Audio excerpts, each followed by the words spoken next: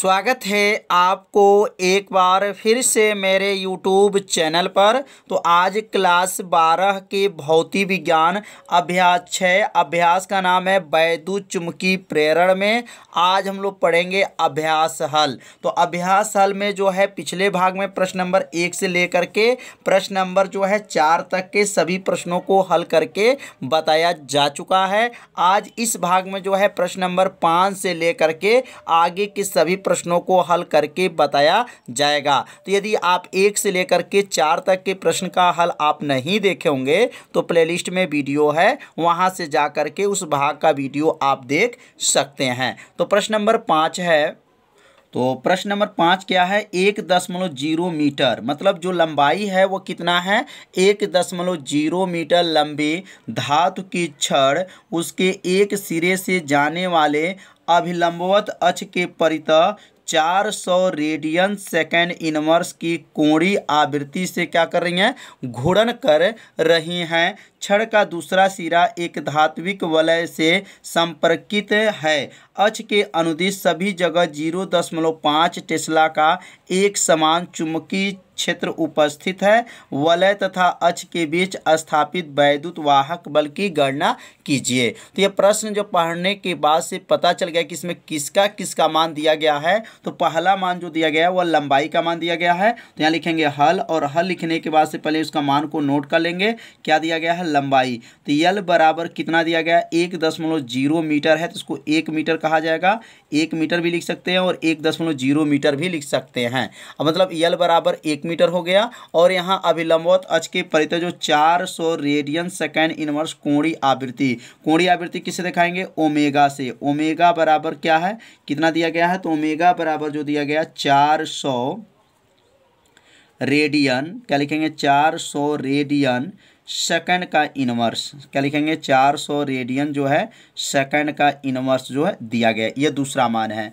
अब तीसरा मान जो दिया गया 0.5 टेस्ला है, जिसको किससे दिखाते हैं? बी से। तो यहाँ नीचे भी लिख सकते हैं, बी बराबर लिख सकते हैं 0.5 जो है टेस्ला। यह तीसरा मान हो गया। और यहाँ पर जो है क्या पूछा जा रहा है? तो प्रेरित वैद्युत वाहक बल की गणना कीजिए।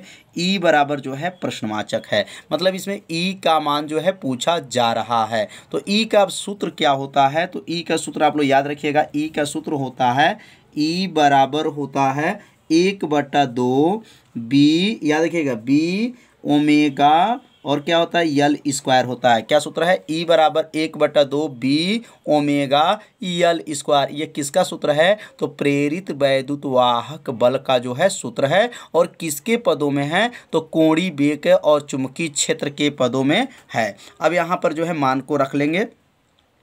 तो ई बराबर हो जाएगा 1/2 उतर जाएगा बी का मान। बी का मान क्या है? 0.5 है। ओमेगा का मान क्या है? 400 है।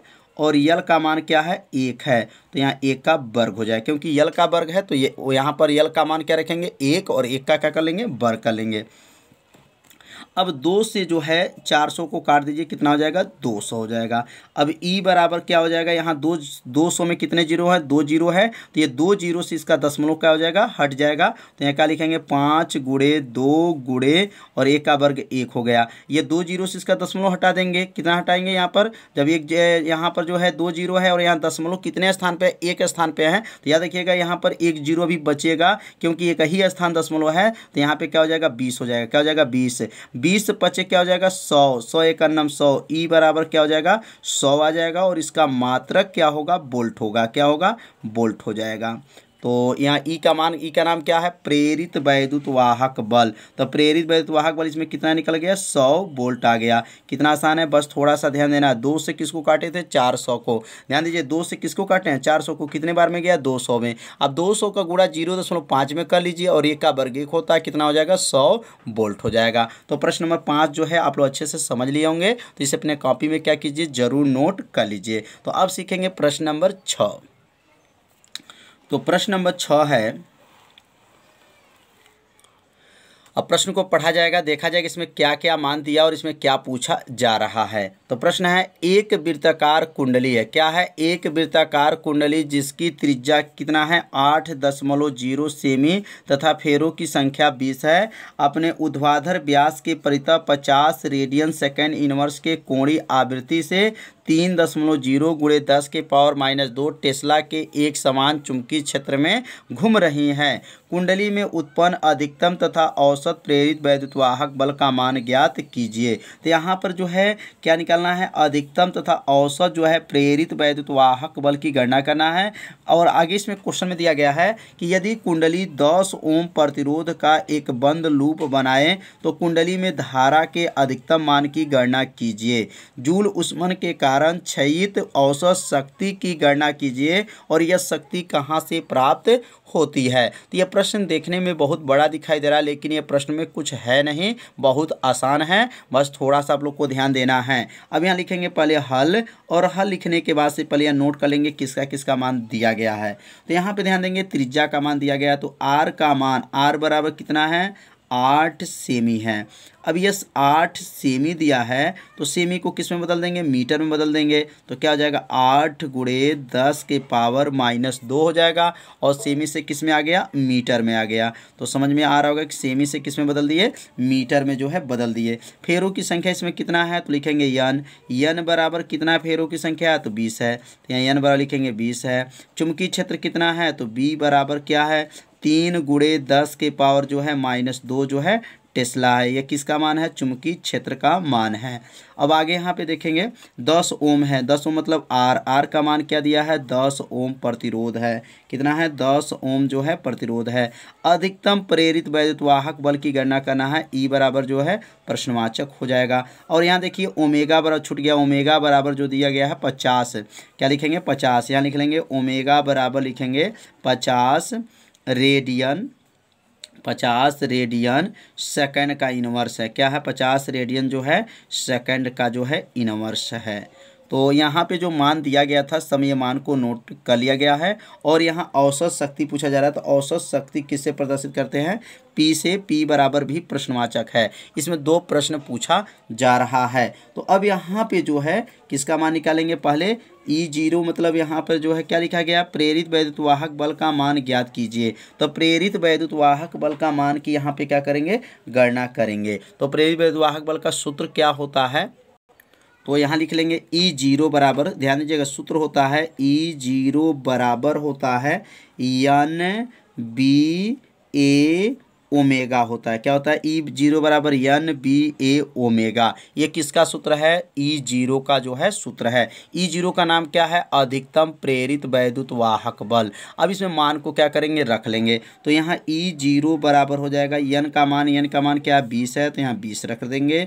बी का मान क्या है, तो बी का मान जो है 3 गुणे 10 के पावर जो है -2 है, रख लेंगे। ए का मान, ए का नाम क्या है, ए का नाम जो है क्षेत्रफल है, और क्षेत्रफल का मान इसमें प्रश्न में नहीं दिया गया। अब देखिए ए का मान न देने की वजह से जो है अभी ए को क्या करना पड़ेगा, बदलना पड़ेगा। अब यहाँ ए का जो सूत्र होता है, ए बराबर क्या होता है, तो पाई आर स्क्वायर होता है। आप लोग जानते होंगे ए का सूत्र मतलब क्षेत्रफल का सूत्र क्या होता है, पाई आर स्क्वायर है। तो कैसे यह पाई आर स्क्वायर होगा, क्योंकि वृत्ताकार कुंडली है, तो वृत्ताकार कुंडली है इसलिए वृत्त का क्षेत्रफल क्या होता है, पाई आर का स्क्वायर होता है। अब यहाँ ए को बदल देंगे और यहाँ लिखेंगे पाई आर का स्क्वायर हो जाएगा। ओमेगा, ओमेगा का मान दिया गया, ओमेगा का मान कितना है 50 है, तो यहाँ ओमेगा का मान 50 रख लेंगे। अब यहाँ पे इसको क्या करेंगे, हल करेंगे। तो E0 बराबर हो जाएगा, यहाँ पर 20 में 3 का गुणा करेंगे तो क्या हो जाएगा 60। अच्छा 60 में जो 50 का गुणा करेंगे तो कितना हो जाएगा, 50 में जो है 60 का गुणा करेंगे तो 6 पचे 30, क्या हो जाएगा 6 पचे 30, 300, क्या हो जाएगा 300 गुणे 10 के पावर क्या होगा, 10 के पावर -2 हो जाएगा। और गुणे क्या हो जाएगा यहाँ पर आर का मान, यहाँ पाई का मान रख लेंगे। पाई का मान क्या है 3.14 है, गुणे आर का मान इसमें कितना दिया गया है, तो देखिए आर का मान 8 गुणे 10 के पावर -2 दिया गया। तो यहाँ लिखेंगे 8 गुणे 10 के पावर जो है -2 का क्या हो जाएगा, वर्ग हो जाएगा। तो एक बार समझेंगे, 20 में 3 का गुणा करें 60, 60 और 50 का गुणा कर लेंगे तो क्या हो जाएगा, 60 में 50 का गुणा कर लेंगे तो 3000 होगा। क्या होगा? यह 3000 हो जाएगा। 60 में 50 का गुणा करेंगे तो 3000 हो गया। 10 के पावर -2 हो गया। पाई का मान 3.14 हो गया। आर का मान 8 गुणे 10 के पावर -2 का वर्ग हो गया। अब यहाँ पे इसको हल कर लेंगे तो E0 बराबर क्या हो जाएगा? अब यहाँ हो जाएगा 3000 गुणे 10 के पावर -2 गुणे 3.14 गुणे 8 का वर्ग क्या होता है? 64 गुणे 10 के पावर 2 दूना 4 माइनस क्या हो जाएगा? 4 हो जाएगा।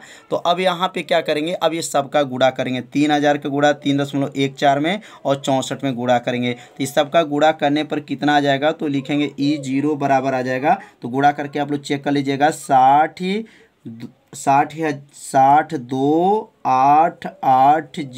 गुणे 10 के पावर -6 -2 और -4 मिलेगा तो क्या बनेगा? -6 हो जाएगा। तो E0 का मान जो आ गया यहाँ पर कितना आया है?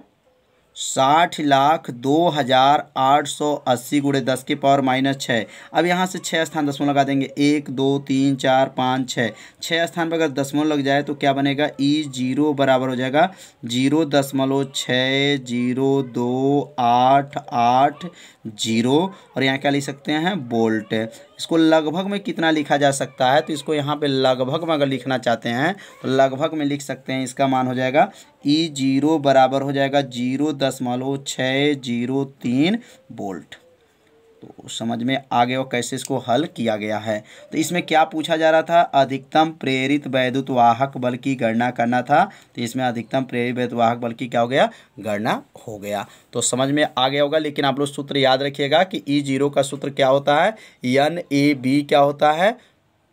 ओमेगा होता है। और इसमें जो है मान को रख करके इसको हल किया गया है। तो मान रख करके हल करना भी क्या कीजिए आप लोग? सीख लीजिए। अब इसमें दूसरा प्रश्न क्या है तो देख लेंगे। दूसरा प्रश्न क्या है इसमें? तो प्रेरित वैद्युत वाहक बल की मान ज्ञात करना था। यदि कुंडली 10 ओम प्रतिरोध के एक बंद लूप में कुंडली में धारा के अधिकतम, ध्यान दीजिए, धारा का अधिकतम मतलब इसमें धारा भी पूछा जा रहा है। तो इसमें लिखेंगे, यहाँ पे लिख सकते हैं I0 बराबर जो है प्रश्नवाचक कर लेंगे। मतलब धारा अधिकतम भी पूछा जा रहा है और यहाँ पर औसत शक्ति भी पूछा जा रहा है। अब इसमें 2 प्रश्न अभी और है। तो अब I0 कैसे निकालेंगे? अब यहाँ पे भी इसको सीख लेंगे। तो अब आई का सूत्र क्या होता है? तो फैराडे के नियम से अगर देखा जाए तो आई का सूत्र जो है निगमन किया गया था ई बटा क्या होता है? आर होता है। ये किनका नियम है? फैराडे के अंतर्गत जो है सूत्र का निगमन करके बताया गया था। थ्योरी जब चल रहा था तो थ्योरी वाले वीडियो आप लोग अगर देखे होंगे तो आप लोग को याद होगा कि आई का सूत्र होता है ई बटा आर होता है। अगर यहाँ पर I0 कर दिया जाए तो क्या बनेगा? यहाँ पर E0 बटा क्या हो जाएगा? आर हो जाएगा। अब यहाँ पे मान जो है जो निकला है वो मान को क्या कर लेंगे? रख लेंगे। तो E0 का मान आज अभी हल किए हैं तो कितना आया था? अभी हल करने पर आया था 0.603 आया था बटा, और आर का मान प्रश्न में कितना दिया गया था? 10 दिया गया था। तो आप लोग अगर मान नोट किए होंगे तो मान को मिला लीजिएगा कि आर का मान इस प्रश्न में कितना दिया गया था? तो 10 ओम दिया गया था। अब 10 से जब भाग कर लेंगे तो I0 बराबर क्या हो जाएगा? भाग करेंगे तो 0.0603 और धारा का मात्रक क्या होता है? तो एम्पियर होता है। तो यहाँ धारा का मान भी निकल गया। धारा अधिकतम धारा कितना निकल गया? 0.0660 क्या हो जाएगा? 3 जो है इसका मान जो है एम्पियर आ गया। तो अब लास्ट इसमें प्रश्न है औसत शक्ति। तो औसत शक्ति का सूत्र क्या होता है? तो औसत शक्ति का सूत्र आप लोग याद रखिएगा। औसत शक्ति जो अगले चैप्टर में हम लोग पढ़ेंगे, P बराबर होता है V0 गुणे क्या होता है? I0